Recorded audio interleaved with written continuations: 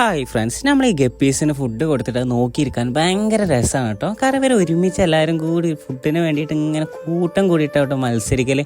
ഒരു ഫുഡിന് തന്നെ എത്ര പേരാ ഒരു തല്ല് കൂടൽ. അപ്പം നമുക്ക് നോക്കിയിരിക്കാനും ഭയങ്കര രസമാണ് കേട്ടോ. ഗപ്പീസിൽ തന്നെ ആയാലും പല പല വെറൈറ്റി ഐറ്റംസ് വരുന്നുണ്ട് കേട്ടോ. എന്നാൽ ആ മിക്സഡ് ഗപ്പീസ് അറിയുമ്പോൾ എല്ലാ ഐറ്റംസും അതിലുണ്ടാവും കേട്ടോ. അത് കാണുമ്പോൾ പ്രത്യേക ഒരു രസമാണ്. അത്യാവശ്യം എമൗണ്ടും ഇല്ല, ആർക്ക് വേണമെങ്കിലും വളർത്താവുന്നതാണ്. നമ്മളോടൊക്കെ ചെറുപ്പത്തിൽ തന്നെ ഈ മീൻ എല്ലായിടത്തും ഉണ്ട് കേട്ടോ.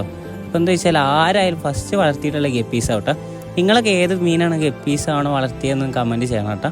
നമ്മൾ ഗപ്പീസിനൊക്കെ വാങ്ങിയിട്ട് അതിനൊക്കെ ബ്രീഡായിട്ട് കുട്ടികളൊക്കെ ഉണ്ടാകുമ്പോൾ ഭയങ്കര സന്തോഷമാണ് കേട്ടോ. അതുപോലെ തന്നെ നമ്മളെ ഗപ്പീസ് നമ്മൾ വിട്ടു പോകുന്നതും ഭയങ്കര സങ്കടമുള്ള ഒരു കാര്യമാണ്. കാരണം എന്താ വെച്ചാൽ ഈ ഗപ്പീസ് എന്ന് പറഞ്ഞ ഒരു വികാരമാണ്. ഈ ഗപ്പീസിന് കാരണം ഏറ്റവും കൂടുതൽ ഫാൻസിൽ എൻ്റെ ഒരു അറിവിൽ ഗപ്പീസിനാവാനാണ് ചാൻസ്.